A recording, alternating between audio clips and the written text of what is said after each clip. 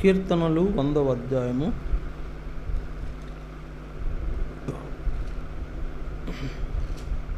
కీర్తనలు 100 అధ్యాయము.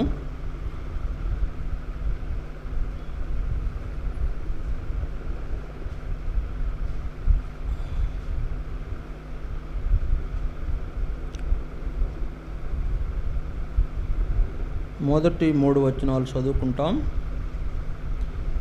కీర్తన 100వ అధ్యాయము మొదటి 3 వచనాలు చదువుకుంటాం. సమస్త దేశములారా యెహోవాకు ఉత్సాహధ్వని చేయుడి, సంతోషముతో యెహోవాను సేవించుడి, ఉత్సాహగానము చేయుచు ఆయన సన్నిధికి రండి. యెహోవాయే దేవుడని తెలుసుకొనుడి, ఆయనే మనలను పుట్టించెను, మనము ఆయన వారము, మనము ఆయన ప్రజలము, ఆయన మేపు గొర్రెలం. రెండవదిగా 1 యోహాను 3వ అధ్యాయం. 1 యోహాను 3వ అధ్యాయం. 1 యోహాను 3వ అధ్యాయం 1-2 వచనాలు కూడా చదువుకుంటాం. 1 యోహాను 3వ అధ్యాయం 1-2 వచనాలు కూడా చదువుకుంటాం. 1 యోహాను 3వ అధ్యాయం 1-2 వచనాలు కూడా చదువుకుంటాం. Page number 222. 1 యోహాను 3వ అధ్యాయం 1-2 వచనాలు. మనము దేవుని పిల్లలమని పిలువబడినట్లు తండ్రి మనకెట్టి ప్రేమను అనుగ్రహించిన చూడుడి, మనము దేవుని పిల్లలమే. ఈ హేతువు చేత లోకము మనలను ఎరుగదు, ఎలయనక అది ఆయనను ఎరుగలేదు. ప్రియులారా, ఇప్పుడు మనము దేవుని పిల్లలమై ఉన్నాము. మనం ఇక ఏమవుదుమో అది ఇంకా ప్రత్యక్షపరచబడలేదు, కానీ ఆయన ప్రత్యక్షమైనప్పుడు ఆయన ఉన్నట్టుగానే ఆయనను చూతుము కనుక ఆయనను పోలియుందుమని ఎరుగుదుము. మూడవదిగా 95వ కీర్తన 7వ వచనం. 95వ కీర్తన 7వ వచనం. Page number 502. 95వ కీర్తన 7వ వచనం. రండి, నమస్కారం చేసి సాగిలపడుదము, మనలను సృజించిన యెహోవా సన్నిధిని మోకరించుదము. నేడు మీరు ఆయన మాటను అంగీకరించిన ఎడల ఎంత మేలు. ప్రభు సహాయం కొరకు చిన్న ప్రార్థన చేద్దాం. మోకరించండి.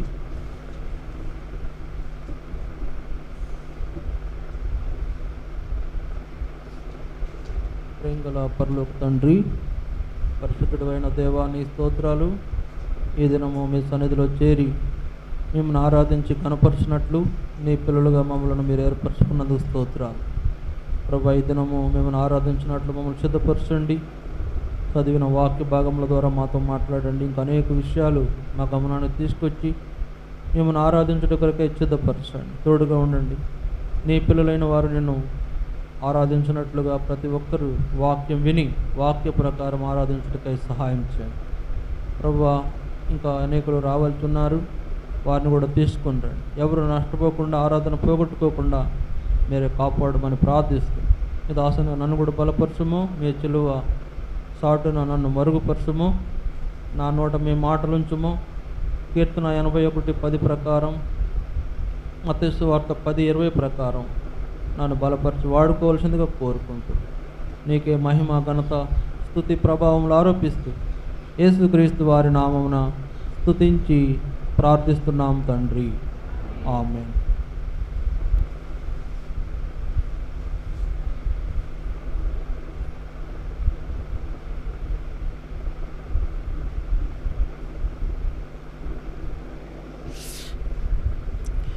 ఇక్కడ వ్రాయబడిన మాటల్లో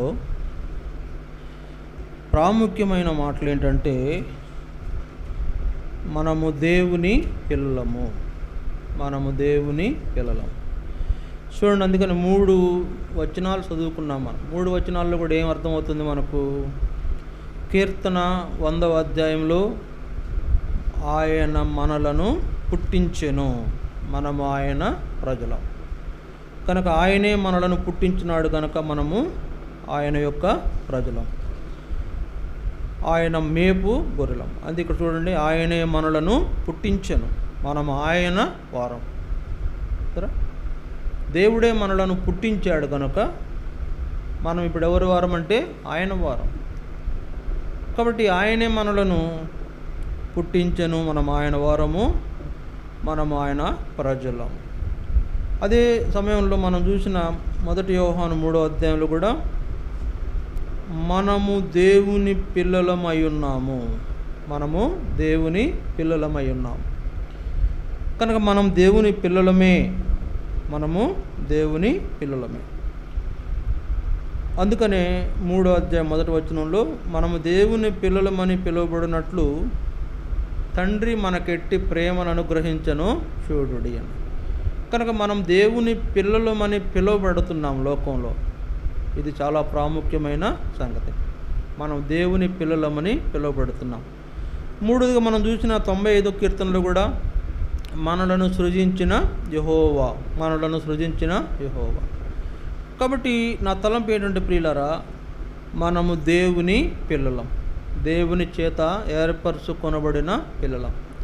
దేవుని ఏర్పాటులో దేవుడు మనలను తీసుకుని వచ్చి తన వారిగా మనలను చేసుకున్నటువంటి ఆ గొప్ప ధన్యత కలిగిన వాళ్ళం. తన వారిగా మనలను ఆయన చేసుకున్నాడు. అందుకనే తన వారిని ఆయన ఎరుగును అని వ్రాయబడింది వాక్యంలో. తన వారిని ఆయన ఎరుగును. కాబట్టి దేవుడు మనలను తన పిల్లలుగా చేసుకోవడానికి ఇష్టం కలిగి ఉన్నాడు. చూడండి, ఒక మాట దేవుని వాక్యంలో 1 సమూయేలు 12వ అధ్యాయం, 1 సమూయేలు 12వ అధ్యాయము ఒక మాట చూసుకుందాం. 1 సమూయేలు 12వ అధ్యాయం 22వ వచనం. యెహోవా మిమ్మును తనకు జనముగా చేసుకొనుటకు ఇష్టము కలిగి ఉన్నాడు, తన ఘనమైన నామము నిమిత్తము తన జనులను ఆయన విడనాడడు. కనుక యెహోవా మిమ్మును తనకు జనముగా చేసుకొనుటకు ఇష్టం కలిగి ఉన్నాడు అని మన గురించి చెప్పబడుతున్న మాటలను మనం గమనిస్తే, దేవుడు తన జనముగా, తన జనాంగముగా మనలను చేసుకోవడానికి ఇష్టపడ్డాడు. కనుక మన యందు ఇష్టము కలిగి ఉన్న దేవుడు, తన పిల్లలుగా మనం పిలువబడాలనేది ఆయన యొక్క ఉద్దేశం. అందుకే 1 యోహాను 1:3-1 ఏముంది? దేవుని పిల్లలమని మనం పిలువబడినట్లు ఆయన మనలను ఏం చేశాడంట? ప్రేమించి మనలను ఏం చేశాడు? రక్షణ కార్యము జరిగించి మనల్ని రక్షించుకున్నాడు. ఆయన కుమారుడు యేసు ప్రభువుని కలువరి శిలువలో బలిగా అర్పించుట ద్వారా, ఆయనను బలిగా అర్పించుట ద్వారా మనలను విడిపించి తన యొక్క భాగముగా, తన సొత్తుగా మనలను చేసుకున్నాడు. మనము ఆయనకు ఎరుకే, మనమంట ఆయనకు ఎరుకే, మనం ఆయన వారము. ఇది చాలా ప్రాముఖ్యమైన విషయం కదండి. మనము దేవుని వారం కనుక అందుకే 1 పేతురు 2వ అధ్యాయం 9వ వచనంలో వ్రాయబడింది, అయితే తన చీకటిలో నుండి ఆశ్చర్యకరమైన తన వెలుగులోనికి మిమ్మును పిలిచిన దేవుడు. చీకటిలో నుండి ఆశ్చర్యకరమైన వెలుగులోనికి మిమ్మును పిలిచిన దేవుడు. చీకటిలో ఉన్న మనలను ఆశ్చర్యకరమైన తన వెలుగులోనికి పిలిచిన దేవుడు, మనలను తన వెలుగులోనికి నడిపించిన దేవుడు. అంతేకాదు, ఏర్పరచబడిన వంశముగా మనలను చేర్చిన దేవుడు. ఇప్పుడు మనం ఏ వంశము అంటే ఆయన వంశము, దేవుని వంశం. ఆయన దేవుని అంటే ఏర్పరచబడిన వంశముగా మనల్ని చేసుకుంటూ వచ్చాడు. మనం ఏ తెగవారమయ్యా అంటే దేవుని తెగ, దేవుని సంబంధులం అని మనము పిలువబడి, అలాంటి గొప్పదైన ధన్యత దేవుడు మనకిచ్చాడు. చూడండి, ఇప్పుడు మనం ఆయన పిల్లలమే. ఇది ప్రాముఖ్యంగా గుర్తుపెట్టుకోండి, మనము ఆయన పిల్లలమే. ఎట్లా ఆయన పిల్లలుగా చేయబడ్డాము? ఏ అనుభవాలు దేవుడు మనకిచ్చాడు? కొన్ని సంగతులు చూద్దాం. యోహాను సువార్త 1వ అధ్యాయం, యోహాను సువార్త 1వ అధ్యాయం 12-13 వచనాలు దయచేసి చూడండి. యోహాను సువార్త 1వ అధ్యాయం 12-13 వచనాలు. తన్ను ఎందరు అంగీకరించిరో వారికందరికీ, అనగా తన నామమునందు విశ్వాసముంచిన వారికి దేవుని పిల్లలగుటకు ఆయన అధికారము అనుగ్రహించెను. వారు దేవుని వలన పుట్టిన వారే కానీ రక్తము వలనైనను, శరీరేచ్ఛల వలనైనను, మానుషేచ్ఛల వలనైనను పుట్టినవారు కాదు. ఇక్కడ మొట్టమొదటిగా మనకు జ్ఞాపకం చేయబడుతున్న అంటే దేవుడు మనలను తన పిల్లలుగా చేసుకోవటము వెనుక ఇంత గొప్ప మర్మం ఉంది. వారు రక్తము వలనైనను, శరీరేచ్ఛల వలనైనను మానుషేచ్ఛల వలనైనా పుట్టినవారు కాదు. కాబట్టి దేవుని పిల్లలైన వారికి ఇవ్వబడిన గొప్పదైన మొదటి ఆధిక్యత ఏంటంటే వారు దేవుని వలన పుట్టినవారు. ఈ ధన్యత మనకి ఇవ్వబడింది. వారు దేవుని వలన పుట్టినవారు. అందుకే పైన 12వ వచనంలో ఏం రాయబడింది? తన్ను ఎందరు అంగీకరించిరో వారికందరికీ, అనగా తన నామమునందు విశ్వాసం ఉంచిన వారికి దేవుని పిల్లలగుటకు ఆయన అధికారము అనుగ్రహించెను. తను అంగీకరించిన వారందరికీ ఇవ్వబడిన ఆధిక్యత ఏంటంటే మనము దేవుని వలన పుట్టిన వారము. అంటే ఏమి చూపిస్తుంది మనకంటే తిరిగి జన్మించుట. అంటే ఒకవేళ మన తల్లిదండ్రుల గర్భంలోంచి బయటకు వచ్చినా కూడా, మన తల్లి గర్భంలోంచి మనం బయటకు వచ్చినా కూడా మనం తిరిగి జన్మించిన అనుభవంలోకి వచ్చాము. తిరిగి జన్మించిన అనుభవంలోకి వచ్చిన ఆ విషయము ఏం చూపిస్తుందంటే క్రొత్తగా జన్మించుట. చూడండి 3వ అధ్యాయం, యోహాను సువార్త 3వ అధ్యాయం 3వ వచనం. యోహాను సువార్త 3వ అధ్యాయం 3వ వచనం. అందుకు యేసు అతనితో, ఒకడు క్రొత్తగా జన్మించితేనే గాని అతడు దేవుని రాజ్యమును చూడలేడని నిశ్చయముగా నీతో చెప్పుచున్నాను. ఒకడు క్రొత్తగా జన్మించుట. ఈ క్రొత్తగా జన్మించే అనుభవం మనల్ని ఎక్కడ దిక్కొచ్చిందంటే, ఏ అనుభవంలో ఉంచిందంటే దేవుని వలన పుట్టిన వారమే. రక్తము వలనైనను శరీరేచ్ఛల వలనైనను మానుషేచ్ఛల వలనైనను పుట్టిన వారము కాదు. కనుక రక్షించబడిన ప్రతి విశ్వాసి దేవుని వలన పుట్టినవాడు. క్రొత్తగా జన్మించినటువంటి అనుభవంలోకి వచ్చినటువంటి విశ్వాసి దేవుని వలన పుట్టినటువంటి దేవుని పిల్లలు అని మనము జ్ఞాపకం చేసుకోవాలి. మొట్టమొదటిగా మన జీవితంలో మనకు కలిగిన ఆ ఆధిక్యత, మనము దేవుని వలన పుట్టినవారం. ఎందుకంటే ఈ లోకంలో భౌతికంగా మనకు తల్లిదండ్రులను దేవుడిచ్చాడు. ఒక తల్లిదండ్రులు అవసరం కనుక దేవుడిచ్చాడు. కానీ అసలు మన తండ్రి ఎవరు? అసలు మనం ఎవరు పిల్లలం అంటే దేవుని పిల్లలమే. పరలోకపు తండ్రి పిల్లలం మనమందరం. ఈ లోకంలో మనల్ని పంపించినప్పుడు ఇక్కడ మనల్ని అనాథలుగా విడిచిపెట్టడం, లేక అనాథలుగా ఉండటం ఇష్టం లేక ఆయన మనకి ఇక్కడ తల్లిదండ్రులను కూడా నిర్ణయించాడు ఈ లోకపరమైన భౌతికమైన విధానం కొరకు. కానీ పరలోక సంబంధమైన వారము, పరలోకపు తండ్రి మనకున్నాడు. మనం అందరం కూడా ఆయన పిల్లలం. ఇక్కడ అందుకనే ఆయన ఏర్పాట్లు ఉన్న ఆయన పిల్లలు క్రొత్తగా జన్మించే ఆ అనుభవంలోకి తీసుకొచ్చి వారిని ఏం చేసుకున్నాడు? తన వలన పుట్టినటువంటి వాళ్ళు, దేవుని వలన పుట్టినటువంటి ప్రజలుగా మనలను చేసుకున్నాడు. అందుకే రక్తము, మనుషేచ్ఛలు, తర్వాత శరీరేచ్ఛల వలన పుట్టిన వారు కాదు రక్షించబడిన వాళ్ళు. రక్షించబడినటువంటి వాళ్ళు ఈ యొక్క రక్త సంబంధం అంటే లోకపరమైనటువంటి రక్త సంబంధులు, లేకపోతే శరీర సంబంధులు, లేకపోతే మానుషేచ్ఛల వలన పుట్టినటువంటి వాళ్ళు కాదు. వాళ్ళు దేవుని వలన పుట్టినవారు. దేవుని కొరకై వారు తిరిగి జన్మించిన అనుభవంలోనికి వారు వచ్చారు. కాబట్టి చూడండి, నేనేంటంటే ఏం చెప్తానంటే, లోకంలో మనకు తల్లిదండ్రులు అవసరం కనుక దేవుడు ఇక్కడ వాళ్ళని నిర్ణయించాడు. కానీ అసలు మనకి ఎవరయ్యా అంటే మనం ఏం చెప్పాలా? మేము పరలోకపు తండ్రి సంబంధులము అని చెప్పాలి. ఎందుకు? దేవుని వాక్యం రాయబడుతుంది. రెండవది చూడండి, రెండవ మాటగా మనం చూద్దాం. మొదటిగా మనం ఆయన వల్ల పుట్టినాము.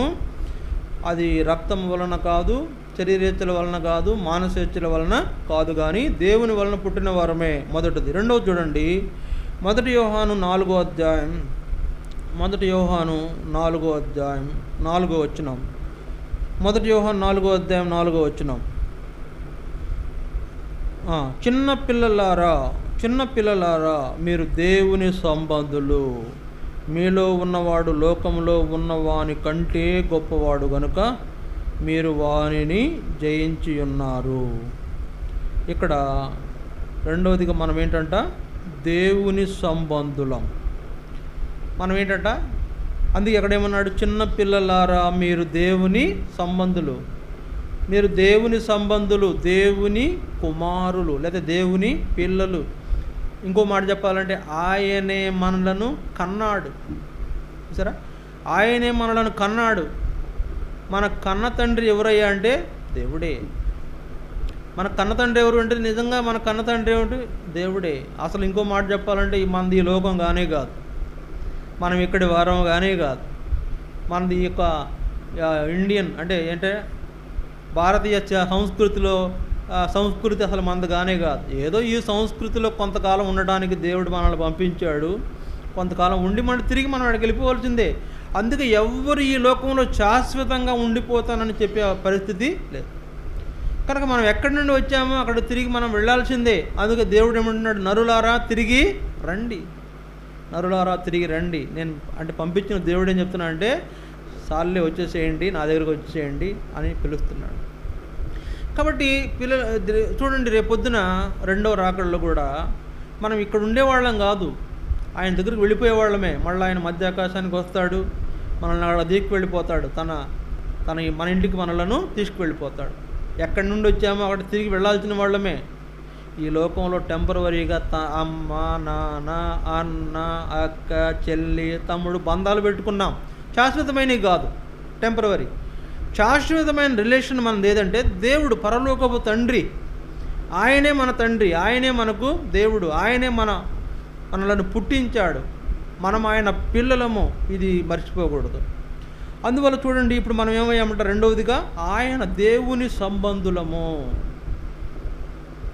దేవుని సంబంధులం. రేపొద్దున రెండో రాకడలో మనం దేవుని దగ్గరికి వెళ్ళిపోతాం కదా. ఒకవేళ రక్షించబడని మన రక్త సంబంధి ఎవరైనా ఉన్నారనుకోండి, నా రక్త సంబంధి ఇక్కడ ఉంది కనుక ఇక్కడ ఉండిపోతానంటామా? నా బంధువు ఇక్కడ ఉన్నాడు కనుక నేను ఇక్కడే ఉండిపోతాను, వదిలిపెట్టను, అమ్మమ్మ నేను వెళ్ళను, నేతో ఉండిపోతాను అయిపోతామా? ఒప్పుకోడు ఆయన. ఆ తండ్రి, మన తండ్రి ఒప్పుకోడు. మనలను ఎట్లయినా అంటే ఆ యొక్క బంధకాల నుంచి, ఆ చెర నుంచి విడిపించి ఆయన దగ్గరకు మనలను తీసుకొని వెళ్ళిపోతాడు. కనుక ఇక్కడే మనం ఆగిపోతే ఏమవుతుంది? మనం నష్టపోతాం. అందుకే మన తండ్రి దగ్గరికి మనం తిరిగి వెళ్ళాల్సిందే. అయితే ఇంకోటి, మనం వెళుతున్నప్పుడు మన ఇక్కడున్న మన రక్త సంబంధికులు, స్నేహితులను కూడా తీసుకువెళ్ళే ప్రయత్నం చేయడము మంచిదే. అందుకే నేను చాలాసార్లు చెప్తుంటాను, ఏమంట, నువ్వు పరలోకం పోతావు, నీ భర్తకు పరలోకం వద్దా? నువ్వు పరలోకం పోతే నీ భార్యకు పరలోకం వద్దా? ఒకవేళ నీ పరలోకం పోతా నీ పిల్లలకు పరలోకం వద్దా? ఒకవేళ మీరు పరలోకం పోతే నీ బంధువులు, నీ రక్త సంబంధులు పరలోకం వద్దా అని చెప్తుంటాను. కానీ మనం ఎట్లయితే ఆయన పిల్లలుగా ఆయన పిల్లలు మనం గుర్తించబడ్డామో, ఆయన పిల్లలు మనకు తెలిసిందో, మనం ఇంకా ఇతరులను కూడా మన రిలేషన్, మన బంధువులు, స్నేహితులను కూడా ఏం చేయాలా? మనం ప్రభు పిల్లలము అని మనం ఆయన దగ్గరకు వాళ్ళను నడిపించాలి. నువ్వేం పరలోకం వెళ్ళిపోతావు, ఇక్కడ నీవు పుట్టిన నీ తోబుట్టు నరకానికి పోతే నరకంలో అల్లాడిపోతుంటే మనం భరించగలమా? మనమేం పరలోకం వెళ్ళిపోతాం ఆయన సంబంధులం కనుక. మన తోబుట్టులు ఇక్కడే ఉండిపోతే వాళ్ళకు రేపొద్దున నరకమే వాళ్ళ గతి అయితే ఏం పరిస్థితి? ఎందుకు చెప్తున్నానంటే, రేపొద్దున పరలోకం వెళ్ళిన తర్వాత ఈ నరకంలో ఉన్న వాళ్ళందరినీ చూస్తాం మనం. పరలోకంలో ఇక మన పని అయిపోయిందిలే, ఇక ఈ లోకంతో మనకు కట్ అయిపోయింది అనుకుంటే కుదరదు. పరలోకం వెళ్ళినా కూడా ఆ నరకంలో వేయబడిన వాళ్ళని మనం చూస్తూ ఉంటాం. నరకంలో వేయబడినటువంటి వాళ్ళ శబ్దాలు వింటూ ఉంటాం, వాళ్ళ కేకలు వింటూ ఉంటాం. అక్కడ కనుక ఈ లోక సంబంధమైన రక్త సంబంధం ఉంటే ఎంత బాధపడతావు? కనుక అట్లాంటి పరిస్థితి మన జీవితంలో, అంటే మనకు అలాంటి పరిస్థితి రాకుండా ఉండాలంటే ఏం చేయాలా? మన వాళ్ళు కూడా రక్షించబడటానికి మనం వాళ్ళతో కూడా దేవుని వాక్యము చెప్పాలి. ఇక్కడ మనం ఎట్లా దేవుని సంబంధులుగా చేయబడ్డామో వాళ్ళని కూడా దేవుని సంబంధులుగా చేయాలి. మనం ఆ బాధ్యత మన పైన ఉంది. అంటే ఇక్కడ మనం గ్రహించాము, నేను దేవుని వలన పుట్టిన వాడునని గ్రహించాము. నేను తిరిగి కొత్తగా జన్మించడం ద్వారా దేవుని సంతానం చేయబడ్డామని గ్రహించాము. ఇప్పుడు రెండవదిగా దేవుని సంబంధులం అనే గ్రహింపు మనకైతే ఉంది, వాళ్ళకి లేదుగా. మనమైతే ఆ గ్రహింపు కలిగి ఉన్నాం, వాళ్ళకి ఆ గ్రహింపు లేదు కనుక వాళ్ళతో మనం మాట్లాడి వాళ్ళను కూడా దేవుని పిల్లలమని చెప్పి దేవుని దగ్గర తీసుకురావడం మన బాధ్యత. ఇక్కడ చూడండి, ఇది రెండవదిగా మనకి ఏం జ్ఞాపకం చేయబడుతుందంటే, చిన్న పిల్లలారా మీరు దేవుని సంబంధులు, ఆయన మీలో ఉన్నాడు, ఆయన మీలో ఉన్నాడు కనుక మీరు దేవుని సంబంధులు. కనుక కింద చూడండి 5వ వచనంలో వారు లోక సంబంధులు కనుక లోక సంబంధులైనట్లు మాట్లాడదు, లోకము వారి మాట విన్ను.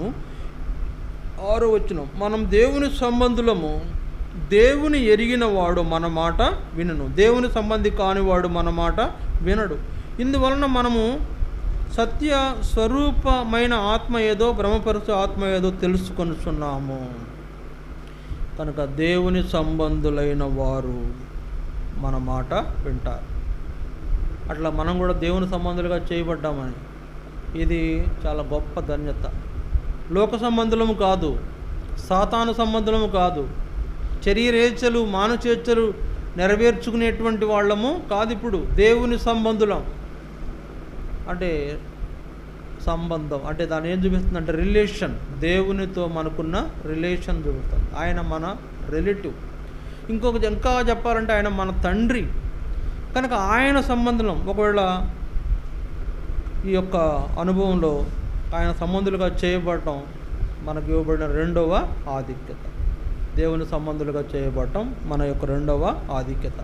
మూడోదిగా చూడండి, దేవుని వాక్యంలో మూడోదిగా మనం చూస్తే దేవుని వాక్యంలో రోమాపత్రిక 8వ అధ్యాయం, రోమాపత్రిక 8వ అధ్యాయం దయచేసి చూడండి. రోమా 8వ అధ్యాయం 16-17 వచనాలు, 16-17 వచనాలు, పేజీ నెంబర్ 138, రోమాపత్రిక 8వ అధ్యాయం 16-17 వచనాలు. మనము దేవుని పిల్లలమని ఆత్మ తానే మన ఆత్మతో సాక్ష్యం ఇచ్చుచున్నాడు. మనము పిల్లలమైతే వారసులము, అనగా దేవుని వారసులం. 17వ వచనం, మనం పిల్లలమైతే వారసులము అనగా దేవుని వారసులము, క్రీస్తుతో కూడా మహిమ పొందుటకు ఆయనతో శ్రమపడినలా క్రీస్తుతోడి వారసులం. ఇప్పుడు మనం ఏంటంటే ఆత్మ, మనం దేవుని పిల్లలమని ఆత్మ తానే మన ఆత్మతో సాక్ష్యం ఇస్తున్నాడు. పరిశుద్ధాత్మ దేవుడు కూడా మన జ్ఞాపకం చేస్తున్నాడంట. మనం దేవుని పిల్లలమని మర్చిపోతామేమోనని మన జ్ఞాపకం చేస్తున్నాడు. మనము దేవుని పిల్లలమని ఆత్మ తానే మన ఆత్మతో కూడా సాక్ష్యం ఇస్తున్నాడు. 17వ వచనంలో మనం దేవుని పిల్లలమైతే వారసులం, మనం దేవుని పిల్లలమైతే వారసులం అనగా దేవుని వారసులం. మూడవదిగా మనం ఏంటంటే ఇప్పుడు దేవుని వారసులము, దేవుని వారసులము. ఇప్పుడు చెప్పండి, మా తండ్రి గారు కోటీశ్వరుడు అనుకోండి, నేను ఆయన వారసుడిని అయితే నాకేమొస్తుంది? నాకు ఆయన ఆస్తి అంతా నాకు వస్తుంది. ఇప్పుడు నాకు పరలోకపు తండ్రే నాకు తండ్రిగా ఆయన పిల్లలుగా నేను చేయబడితే ఇప్పుడు నాకేమొస్తుంది? ఆయనవన్నీ నావి, ఆయనవన్నీ కూడా నావే. ఇప్పుడు మనం దేవుని పిల్లలమని పరిశుద్ధాత్మ మన జ్ఞాపకం చేస్తున్నాడు. మనము ఆయన పిల్లలమైతే వారసులమంట, అనగా దేవుని వారసులం. మనం దేవుని వారసులం, వారసత్వం ఉండింది. అందుకే తన్ను ఎందరు అంగీకరించారో వారందరికీ తన పిల్లలగుటకు ఆయన అధికారము అనుగ్రహించాడు. మనం దేవుని వారసులముగా చేయబడిన ధన్యత. కనుక ఎట్లాంటి వారసులమంట? చివరిలో చూడండి, క్రీస్తుతో కూడా మహిమ పొందుటకు ఆయనతో శ్రమపడినడలా క్రీస్తుతోడి వారసులము, క్రీస్తుతోటి వారసులం. ఇప్పుడు మనకు యేసు ప్రభువుకి ఎంత హక్కు ఉన్నదో పరలోకంలో మనకు కూడా అంత హక్కు దేవుడు కలుగు చేసిన ఆధిక్యత ఇక్కడ మనకు జ్ఞాపకం చేయబడుతుంది. మనం దేవుని వారసులము. మొదటిదిగా మనం దేవుని వలన పుట్టిన వారము, రెండవదిగా మనం దేవుని సంబంధులము, మూడవదిగా మనం దేవుని వారసులం, దేవుని వారసులం. కాబట్టి పరలోకపు వారసులం. సరే, దేవుని వారసులుగా మనం చేయబడుట కొరకై దేవుడు పరిశుద్ధాత్మ ద్వారా మనలను ప్రేరేపిస్తున్నాడు. లేకపోతే పరిశుద్ధాత్మ ద్వారా మనకు ఆ విషయాన్ని జ్ఞాపకం చేసి మన యొక్క నిర్మలమైన మనసులను దేవుడు రేపుతున్నాడు. దేవుని వారసులమని మనం జ్ఞాపకం చేసుకోవాలని ఆయన. ఎవరికి వారసులు మీరు అంటే ఏం చెప్తారు? మీరు ఎవరి వారసులు అంటే ఏం చెప్తారు? మేము దేవుని వారసులం. లోక సంబంధంగా ఎవరు వారసులం అంటే మా తండ్రి గారు పలానా అప్పారావు గారు, పాపారావు గారు, పుల్లారావు గారు అని ఇక్కడ చెప్పు, ఇది బాగుంటుంది. అసలు మనం ఎవరి వారసులం అంటే దేవుని వారసులం. దేవుడు క్లియర్గా మనకు వ్రాయించాడు వాక్యంలో. పరిశుద్ధాత్మ జ్ఞాపకం చేస్తున్నాడు. మనము దేవుని పిల్లలమని ఆత్మ తానే మన ఆత్మతో సాక్ష్యం ఇస్తున్నాడు.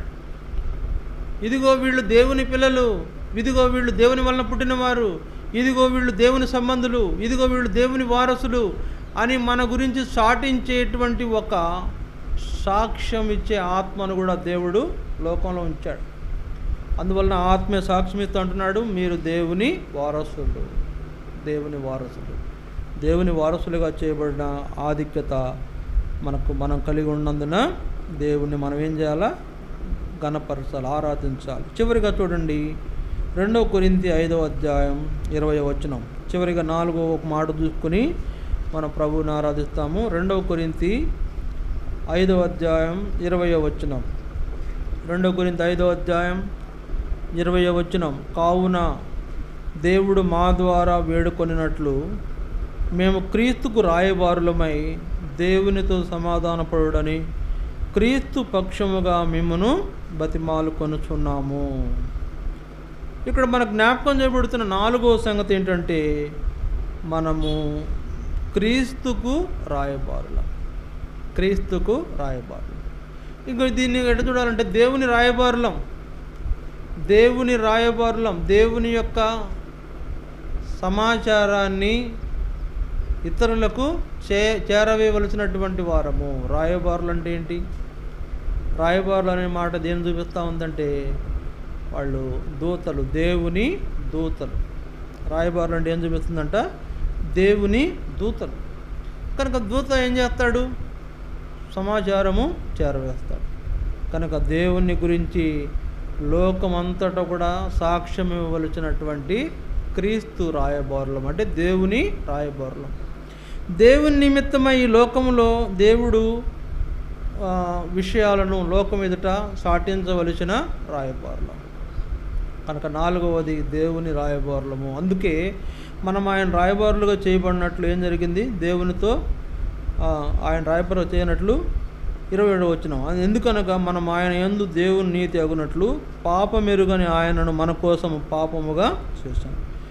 కనుక మన కోసము యేసు ప్రభువుని శిలువలో అప్పగించుట చేత, మన పాపాలన్నీ ఆయన మీద వేయుట చేత మనకు విమోచన కలుగు చేసిన దేవుడు తన రాయబారులుగా మనలను చేసుకుంటూ వచ్చాడు. ఇప్పుడు మనం దేవుని యొక్క రాయబారులు. కాబట్టి 4వ ఈ అనుభవం మనకు కలుగు చేసిన దేవుని మనము గణపరచవలసిన వారు. మొదటిదిగా మనం దేవుని పిల్లలమే, మనల్ని ఆయనే పుట్టించాను. రెండవదిగా మనం చూస్తున్నాము మనము దేవుని వలన పుట్టిన వారము. తర్వాత దేవుని యొక్క సంబంధులము. తర్వాత దేవుని యొక్క వారసులము. తర్వాత దేవుని యొక్క రాయబారులం. కాబట్టి ఆయన నిమిత్తమై లోకంలో ఆయన వార్తను ప్రచురించే అధికారం, లేకపోతే ఏమంటారు దాన్ని? ప్రతినిధులం. ఏమంటారు? ప్రతినిధులం. దేవుని ప్రతినిధులం. దేవుడు మనలను ఇక్కడ లోకంలో తన ప్రతినిధులుగా చేసినాడు. ఎందుకు దేవుని ప్రతినిధులుగా లోకంలో ఉన్నామంటే ఆయన యొక్క వార్తను చాటించడానికి ప్రతినిధులం. ఇక్కడ రాయబారులు అంటే ఏంటంటే వార్తను తీసుకొచ్చే, ఏమంటారు వాళ్ళని? ప్రతినిధి అంటే ఏమంటారు? ప్రతినిధి అంటే మరి ఏదైనా వార్తను ప్రజలకు చేరవేసేటువంటి వాడిని అట్లా పిలుస్తారు. అందువల్ల ఇలాంటి ఆధిక్యతలు దేవుడు మనకి ఇచ్చాడు. మనం ఆయన వలన పుట్టిన వారము, ఆయన పిల్లలమే అనే సంగతి మనం చాలాసార్లు మర్చిపోతుంటాం కదా. ఆయన పిల్లలం అనే సంగతి చాలాసార్లు మర్చిపోతుంటాం. మనం ఏం చెప్తామంటే మా దేవుడు కంటే కూడా ఇంకా ఏ స్థాయికి దిక్కెళ్ళాడు దేవుడు మనలను? మా తండ్రి. సరే, మా దేవుడు అనే కంటే కూడా ఇప్పుడు ఆయన మా తండ్రి, మేము ఆయన పిల్లలం అనే స్థితికి దేవుడు మనలను తీసుకొచ్చాడు. మా దేవుడు అనే దానికంటే ఇంకా ఆయనకు సమీపంగా వెళ్ళే ధన్యత ఆయన పిల్లలుగా చేయబడిన వాళ్లకు ఉంటుంది. చూడండి, తండ్రి ఉన్నాడు, ఎవరు పడితే వాళ్ళు వెళ్తారా? అంటే వెళ్ళగలరా? పర్మిషన్ తీసుకోవాలా, ఆగాల, రమ్మంటారా సార్ అని అడిగి వెళ్ళాలి. అదే తండ్రి వారసుడు పిల్లడైతే, కుమారుడైతే వెంటనే వెళ్ళిపోతాడు. వెళ్ళిపోయి స్వేచ్ఛగా ఏం కావాలంటే అవి మాట్లాడి రాగలిగే స్థితి. అంటే మా దేవుడు అనే దానికంటే మా తండ్రి అనేది ఇంకా చాలా సమీపంగా మనలను ఆయన దగ్గరకు తీసుకువెళ్ళేదిగా ఉంది. అందువల్ల అలాంటి గొప్పదైన ఆధిక్యత దేవుడు మనకిచ్చాడు. మనం ఆయన పిల్లలమే అనే ఆ విషయాన్ని బట్టి దేవుడిని మనం ఆరాధిస్తాం. చూడండి, ఇంకో మాట, పాత నిబంధన కాలంలో దేవుణ్ణి తండ్రి అని పిలిచిన వాళ్ళు లేరు. పాత నిబంధన కాలంలో దేవుడిని ఎవరు కూడా తండ్రి అని పిలవలేదు. అంటే అలా ఎవరు పిలవలేదు. అలా పిలిచేటువంటి ఆ పరిస్థితి దేవుడు వాళ్లకు ఇవ్వలేదు. ఈ కాలంలో, క్రొత్త నిబంధన కాలంలో, క్రొత్తగా తిరిగి జన్మించిన అనుభవంలోకి వచ్చి ఆయన వలన పుట్టిన మనకైతే తండ్రి అని మొరపెట్టేవాళ్ళుగా చేస్తుంది. చూడండి, గలతి 4వ అధ్యాయంలో ఓ మాట ఉంటుంది. గలతి 4వ అధ్యాయం 5వ వచనం. గలతి పత్రిక 4వ అధ్యాయము 5వ వచనం చూడండి. గలతి 6వ వచనం. మరియు మీరు కుమారులై ఉన్నందున, గలతి 4:6, మరియు మీరు కుమారులై ఉన్నందున నాయన తండ్రి అని మొరపెట్టు తన కుమారుని ఆత్మను దేవుడు మన హృదయంలోనికి పంపాను. కాబట్టి నీవిక దాసుడవు కావు, కుమారుడవే. కుమారుడవైతే దేవుని ద్వారా వారసుడవు. ఇప్పుడు ఏంటంట, మనలను కుమారులైనందున నాయన తండ్రి అని సంబోధించే ధన్యత మనకు ఇచ్చాడు. కాబట్టి ఇప్పుడు మనం ఇంకా మరీ ధన్యకరమైన పరిస్థితిలోనికి తీసుకురాబడినాం. దేవునితో మన రిలేషన్ అంటే ఇలాంటి రిలేషను, ఏదో అంటి అంటున్నట్టుగా ముట్టినట్టుగా ఉండకూడదు. తండ్రి తన కుమారులను ఎట్లా గారాబం చేస్తాడో అట్లాంటి గారాబం చేస్తున్న తండ్రి మన పరలోకపు తండ్రి. నీకేం కావాలో అడుగు, నీకేం కావాలంటే అడుగు ఇస్తానని మనకు గారాబం చేస్తున్నటువంటి స్థితి, నాయన అబ్బా అని మొరపెట్టే స్థితి దేవుడు మనకు కలుగు చేయుట నిజంగా మన యొక్క అదృష్టం. చూడండి, లోకంలో చాలామంది లోక సంబంధులైన వాళ్ళకి ఆధిక్యత లేదు, దేవుని సంబంధులైన వాళ్ళకే ఈ ఆధిక్యత దేవుడు ఇచ్చాడు. లోక సంబంధులకు ఉందా? లోక సంబంధులు ఆయన ఎవరు తండ్రి అని పిలవలేరు. ఆయన దేవుడు అంట, ఆయన ఒక దేవుడు అంట అంటారు. మనమైతే మా తండ్రి ఆయన పరలోకమందున్నాడు. ఏం చేస్తాడండి ఆయన? అత్యున్నతమైన సింహాసనంలో కూర్చుని లోకమంతటిని పరిపాలన చేసే ఆయన మా తండ్రి. సరే, లోకమంతటిని, సృష్టి యావత్తును పరిపాలన చేసే ఆయన మా తండ్రి అనేటువంటి ఆధిక్యత దేవుడు మనకు ఇచ్చాడు. అందుని బట్టి మనం దేవుణ్ణి ఆరాధిస్తాం. దయచేసి మోకరించండి, వాక్యాన్ని ఆధారం చేసుకుంటాం, ప్రభువును ఆరాధిస్తాం. ప్రభువుని ఆరాధించండి.